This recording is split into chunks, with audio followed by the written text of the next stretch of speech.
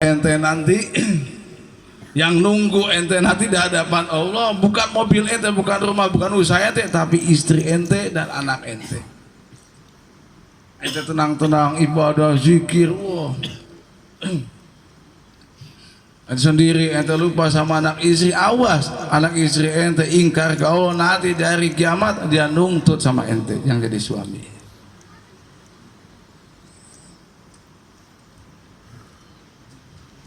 Allah hakim yang maha adil, nggak bisa disogok. Emang hakim dunia bisa disogok? Dikisos, diproses sama Allah.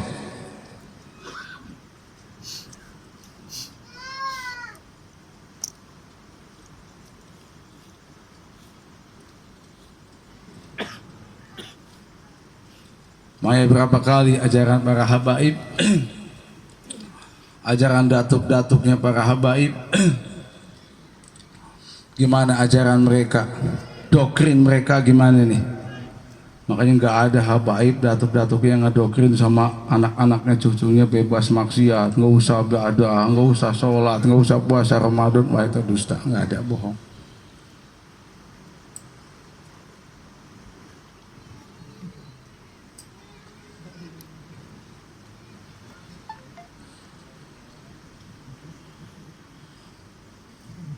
Maka Abdullah bin Ali Al-Haddad seorang tadi apa ya, habaib ngomong sama anaknya tentang ilmu, tentang keutamaan kemuliaan ilmu. Kata bapaknya, ilmu itu mulia wahai anakku. Orang yang punya ilmu itu diamalkan akan menjadi mulia, akan diangkat harkat derajatnya sama Allah, akan dimuliakan sama Allah, dimuliakan sama semua makhluk. Jadi ilmu itu sesuatu yang mulia, tapi lebih mulia andaikan ilmu itu ada padamu.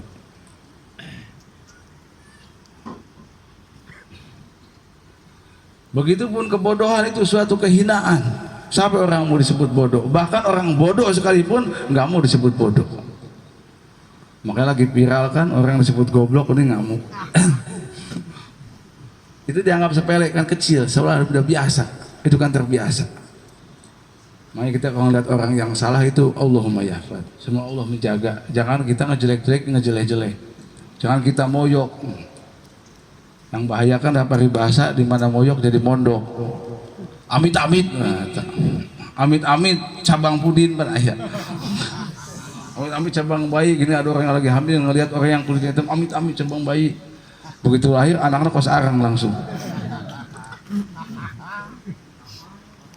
Amit ngeliat yang miskin, amit anak saya jangan sampai jadi miskin. Begitu tahu lahir tentu anaknya jadi miskin. Saya bengarna tadi pan kolot tak salah. Begitu lagi anak dia amit-amitin nggak miskin, amit-amit. Dari sananya mau supaya nggak jadi miskin. Tapi itu bukan ajaran Islam, ajaran Hindu. Amit-amit cabang bayi, amit-amit bungkus gitu, bukan begitu ajaran sama Allah. Mayahfad, semua Allah menjaga kami dari hal tersebut. Semoga Allah menjaga kita, karena nggak ada yang bisa ngejaga kecuali Allah. Nah itu makanya salahin visi ente hidup susah we miskin we bisa gara-gara hidung ente tadi lagi ente lagi ngambil ente tak amit-amit nggak hidup miskin teh ya. Rasaan mah kadinya ada rasaan.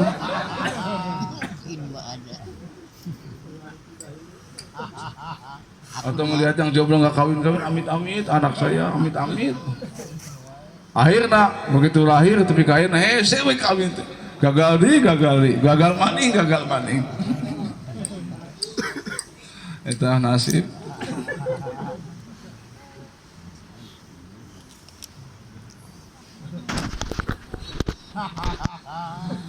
Ya, sudah ayang kawin bung ikhtiar yang disebut kos Nabi Yusuf yang diudag-udag ku awewe kan bingung. Makanya ngenteng itu ngaca itu ilmu nomor 1, bercermin segala-gala.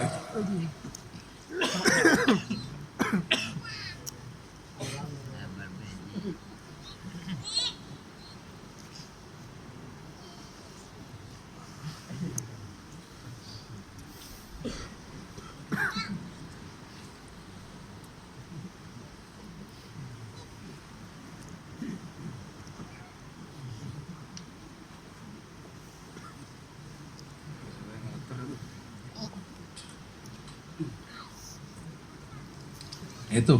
Tadi kebodohan tadi suatu kehinaan. Tapi lebih hina lagi kalau bodoh itu ada pada kalian. Nggak pantas. Bukan berarti selain habaib pantas. Kalau selain habaib aja, selain duriah Nabi aja nggak pantas kalau bodoh dalam hal kebaikan. Nah apalagi kebodohan itu ada pada habaib. Makanya 1000 maksiat dilakukan selain habaib, mungkin dosisnya cuma 10%. Satu dosa dilakukan oleh habaib, dosisnya itu bisa 100%. Pitahnya lebih gede. Padahal lebih dari habib itu banyak ngelakuin maksiat eta, tapi pitahnya lebih gede. Kenapa? Karena sesuai dengan porsinya.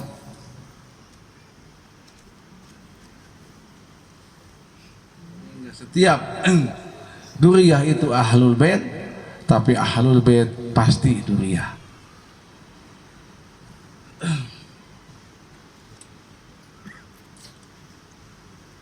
Baik kata-kata ahlul bait di Quran, di hadis, semua kata-kata ahlul bait itu harus diikuti. Contoh di Quran, semua kata-kata ahlul bait itu mesti kata-katanya mulia semua. Lihat di Quran, inama yuridullah liyudhiba ankum risa ahlal bait,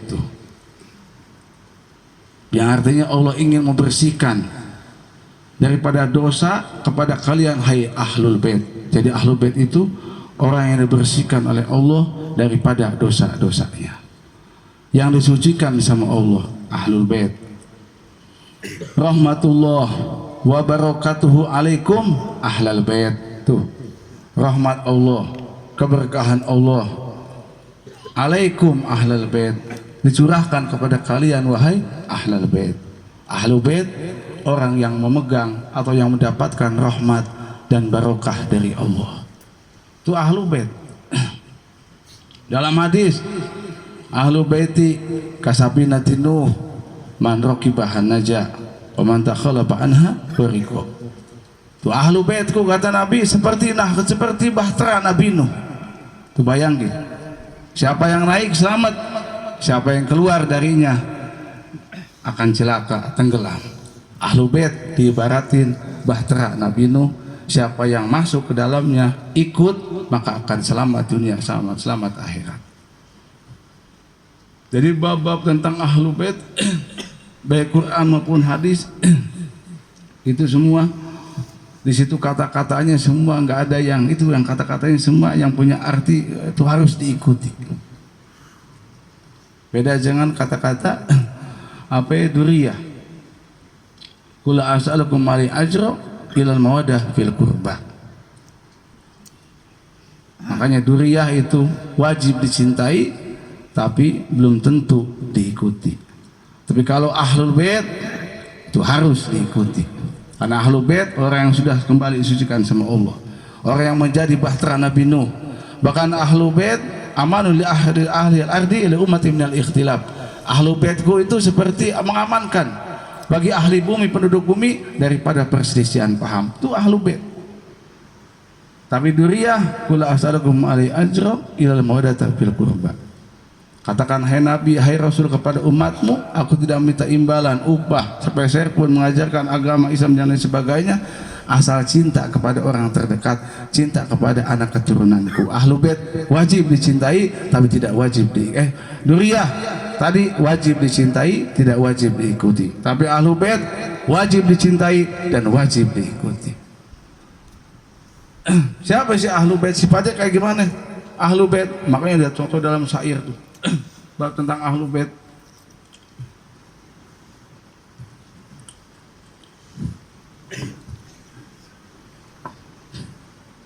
Bahumul qaumul ladzina hudu. Jadi ahlul bait itu satu kelompok, satu golongan. Bahumul qaumul ladzina hudu wa bi fadlillahi qad sa'idu wa li ghairillahi ma qasadu wa ma'al Qur'ani fi qarni. Itu syair-syair tentang ahli bait. Makanya contohnya juga misla Zainil Abidin Ali wa ibnihil Bakir khairi wali wal imami sadiqil habili wa aliin dil ulal yakini. Tuh contohnya yang nggak bakal pernah salah pasti benernya. Siapa? Imam Ali apa? Ali Zainal Abidin. Terus siapa anaknya? Muhammad Al-Bagir. Siapa anaknya tadi? Imam Ja'far Shadiq. Siapa lagi anaknya? Ali Uredi. Nah itu contoh-contoh ahlu bait yang pasti bener nggak bakal salah. Apa sifatnya? Fahumul qaumul ladina hudu. Mereka adalah satu kaum, mereka adalah kelompok aladina hudu yang sudah diberikan hidayah petunjuk oleh Allah. Itu ahli bait yang sudah disucikan Allah, sudah kembali kepada Allah menjadi bahtera. Wa bifadillahi qad sa'idu. Dengan karunia Allah mereka bahagia. Jadi bukan dengan manusia, bukan gara-gara harta, bukan gara-gara pangkat, bukan gara-gara duit bahagia, tapi dengan karunia Allah. Apa karunia Allah? Berupa ilmu, berupa nasab yang bersambung kepada Rasul. Dari karunia Allah yang menjadikan mereka bahagia, yang menjadikan mereka mulia, bukan karena kecintaan dari umat Islam, bukan, tapi berdasarkan karunia Allah. Jadi kalau ente nggak suka sama ahlu bait, sama duriyah Nabi, ente sama dengan ente benci dengan karunia Allah. Siapa yang ngasih para habaib bersambung nasabnya kepada Rasulullah? Allah. Siapa yang ngasih ilmu kepada para duriyah Nabi? Allah yang ngasih. Siapa ngasih pengaruh kepada para duriyah Nabi? Allah yang ngasih. Itu fadlillah, itu karunia Allah. Allah yang ngasih karunia. Dicintai nggak dicintai sama umat Islam tidak mengurangi kemuliaan tadi daripada ahlu bait Rasulullah. Dicintai sama umat Islam nggak jadi nambah kemuliaannya. Dibenci sama umat Islam nggak mengurangi tadi kemuliaannya. Kenapa? Karena mereka diberikan karunia oleh Allah. Walighairillahi maqasadu. Lihat sifatnya. Mereka tidak ada tujuan selain kepada Allah. Nggak ada ahlu bait, apalagi yang syiar, yang dakwah, tujuannya itu harta, tujuannya itu jabatan, tujuannya itu pujian manusia. Nggak ada. Walighairillahi maqasadu. Selain Allah nggak ada tujuan mereka, hanya Allah. Tujuan mereka ridha Allah.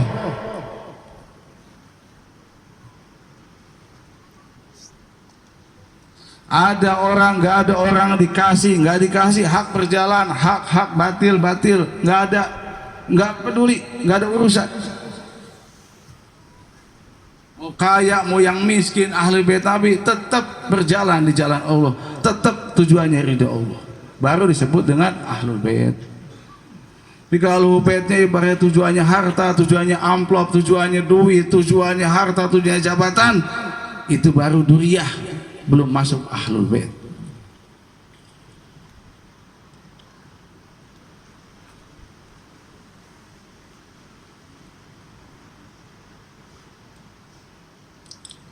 Wa ma'al Qur'ani fi koroni. Dengan Quran para ahlul bait itu fi koroni, seiring sejalan. Jadi nggak bertentangan ajaran ahlu bait itu sama Quran, itu nggak bertentangan, seiring sejalan. Kata Quran haram ya haram, kata Al-Quran halal ya halal.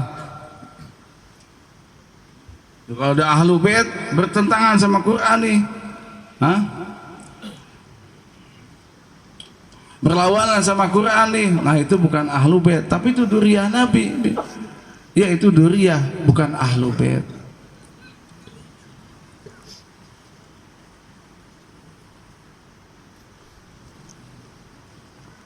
Silakan dicari ahlu bait yang begitu.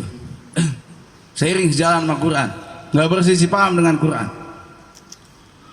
Malah mereka adalah orang yang berpegang, malah mereka adalah orang yang menjaga kesucian Al-Quran. Makanya sama Nabi disejajarin itrati wa kitabullah wa itrati. Kata Nabi, Al-Quran dan itrati, keluargaku, anak keturunanku, disejajarin. Kenapa? Karena tadi nggak mungkin namanya ahlu bait itu bertentangan dengan Quran, Bahkan mereka orang yang paling menjaga kesucian daripada Al-Quran. Mustahil mereka itu menyelewengkan Al-Quran. Makanya orang mengenal Ahlu Bait mesti mengenal sunnah Nabi. Tapi orang mengenal sunnah Nabi belum tentu kenal sama Ahlu Bait Nabi.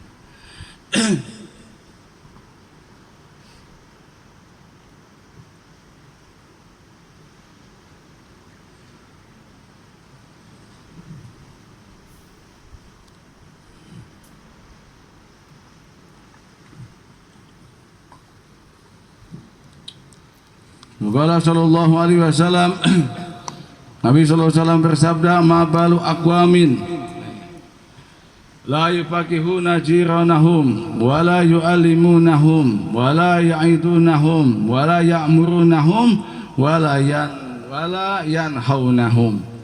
Yang saya tulis sampai itu dengerin aja lah, ditulis simpelnya aja. Kata Nabi kelanjutan tadi, mas yang tadi. Kata Nabi, mengapa?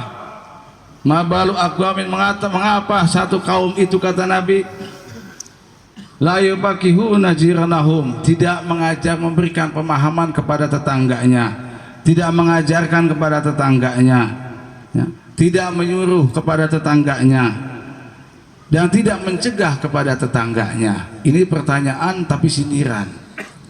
Mabalu aqwamin, kata Nabi, kenapa? Mengapa satu kaum la yufaqihuna jiranahum, mereka tidak memberikan pemahaman agama kepada tetangganya, tidak mengajarkan tetangganya tentang agama, tidak menyuruh ke tetangganya untuk melakukan perintah agama, tidak mencegah agama tetangganya ketika melanggar perintah agama. Wa ma balu aqwamin la yata'allamuna min jiranihim wala yatafaqahuna wala yata'iduna. Lalu kata Nabi, mengapa satu kaum tidak mencari pemahaman dari tetangganya, ya, tidak belajar dari tetangganya, tidak meminta nasihat kepada tetangganya. Ini hak antara tetangga dengan tetangga. Ini Nabi nanya tapi nyindir, kenapa diem, kenapa nggak peduli, kenapa ngebiarin tetangganya, kenapa tetangganya juga kok nggak minta nasihat sama tetangganya yang punya ilmu. Wallahi, kata Nabi, demi Allah, la yu'allimuna qaumun jiranahum wa yufaqihunahum wa ya'idunahum wa ya'murunahum wa yanhaunahum. Kata Nabi, demi Allah, hendaknya satu kaum itu mengajarkan kepada tetangganya, memahamkan tetangganya, menasihati tetangganya, menyuruh tetangganya, mencegah tetangganya. Begitupun wala yata'allamuna qaumun min jiranihim wa yatafaqahuna wa yata'iduna. Panjang ini hadisnya. Begitu kata Nabi, hendaknya satu kaum itu minta, mencari ilmu dari tetangganya, mencari pemahaman dari tetangganya, minta nasihat kepada tetangganya. Kata Nabi, kalau enggak, lau ajilannahum bil uqubati bidari dunia. Kalau tidak, kata Nabi, akan dipercepat siksa bagi mereka nanti di dunia. Jadi intinya singkatnya, kesimpulan dari hadis ini, kita ada hak sama tetangga, nggak boleh kita berdiam diri.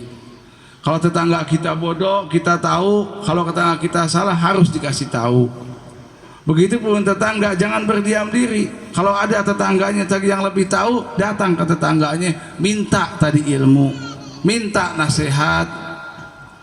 Jadi nggak boleh saling diam-diaman, saling tidak peduli. Kalau udah begitu, kata Nabi, lau ajilannahum bil uqubati bidari dunia, akan dipercepat nanti siksa bagi mereka di dunia. Diangkat keberkahan sama Allah, berkah hidupnya, berkah usahanya, berkah rumah tangganya diangkat. Kalau diangkat keberkahan, ya udah repot. Kalau usaha nggak ada berkah, nggak bakal pernah cukup. Rumah tangga nggak berkah, nggak ada sakinah mawaddah warahmah. Baik, kalau ada keberkahan, sakinah mawaddah warahmah ada. usaha dikasih berkah, dikasih serba cukup, serba mahir, rezeki napak di jalan-jalan Allah, itu berkah artinya. Tapi kalau udah saling diam tetangga sama tetangga, udah nggak peduli nih, bodo amat ah, mau tetangga gua sholat kayak, mau tetangga gua maksiat kayak, mau judi kayak, mau kelaparan kayak, bodo amat, yang penting gua sholat, yang penting gua apa namanya ibadah, bodo amat sama tetangga. Allah percepat siksa di dunia. Nah ini wa idza kana hada fil jari ma'al jar pakai bi ahli dar ma ahli dar. Nah kalau tetangga sama tetangga aja begitu dahsyatnya, ini haknya dari Allah tuntutannya, bagaimana dengan yang satu rumah? Artinya pukulan keras. Ini tetangga aja tuntutannya dari Allah begini, perintahnya dari Nabi begini, nggak boleh diam diri, harus peduli. Apalagi dengan anak, dengan istri. Gimana itu? Cepatnya turun siksa dari Allah. Kalau ibaratnya tetangga sama tetangga diam-diaman, Allah turunin siksa cepatnya semuanya 200 km per jam. Nah ini kalau udah sama keluarga, sama anak, sama istri kita diam diri, ini bukan 200 km per jam lagi, mungkin 1000 km per jam. Psst. Langsung datang siksa, blok. Langsung kurat karet. Makanya gampang dulu ngeberesin di luar, beresin dulu di dalam. Mana jangan nyalahin usaha begini, teman saya begitu. Wah. Beresin dulu di rumah. Di rumah beres, insya Allah di luar rumah beres. Makanya doa yang diijabah itu doa istri yang soleha, anak-anak yang soleh, masya Allah. Makanya harus banyak yang ngedoain supaya cepat nyampe. Sahabat kita langsung responnya cepat. Amin, Pamadun, amin. Amin, amin. Tapi gimana? Anak istri ente bakal ngedoain, bakal jadi soleha, soleh kalau ente kasih makan yang haram.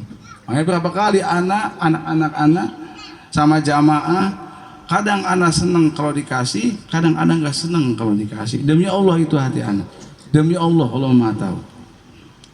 Kalau dikasih duit, mau dikasih apa? Kadang seneng banyaknya tapi anak nggak suka. Kenapa? Anak takut anak-anak belum siap megang harta. Bukan karena dikasih sama anak juga. Begitu dikasih sama yang di luar, bisa jadi duitnya bermasalah, dia nggak tahu kalau itu duit subhat, terus dia makan. Atau kalau dikasih kelebihan, dikasih duit, yang tadi didikan sama jadi rajin sholat, rajin ibadah, begitu banyak duit, akhirnya jadi rajin main, rajin jalan-jalan, bukan rajin sholat. Nah itu. Makanya dari mana sih didikan habaib itu ngedoktrin habaib bohong, anak aja habaib yang banyak dosa nih, yang masih senang berbuat dosa, jauh sama ibadah, tapi nggak mau ngedidik anak-anak begitu, bahkan dikasih sama jamaah juga duit, anak kadang nggak suka. Nah itu takutnya begitu. Anak nggak pernah ngasih duit dari ladang bohong. Kenapa dia berbohong? Oh berarti ada duit yang dimakan ladang bohong.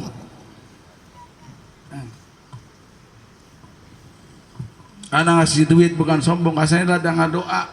Bukan dapat duit ladang ninggalin doa. Bukan anak bukan ninggalin ibadah, anak dapat duit, tapi dengan ibadah anak dapat duit. Kenapa begitu dikasih? Kenapa dia jadi malas ibadah? Oh berarti ada duit yang didapatkan dari ladang, bukan ninggalin ibadah.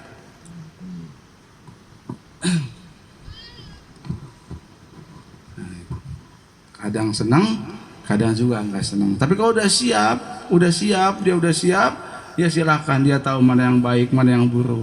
Dia bisa ngendaliin harta. Ibaratnya motor, anak nggak kasih motor, terus nanti kasih motor, akhirnya dia jadi main atau jadi celaka. Siapa yang ngasih gara-garanya? Nah gitu ya. Padahal bukan nggak mampu anak kasih motor, tapi anak lebih tahu kapan waktunya anak kasih motor.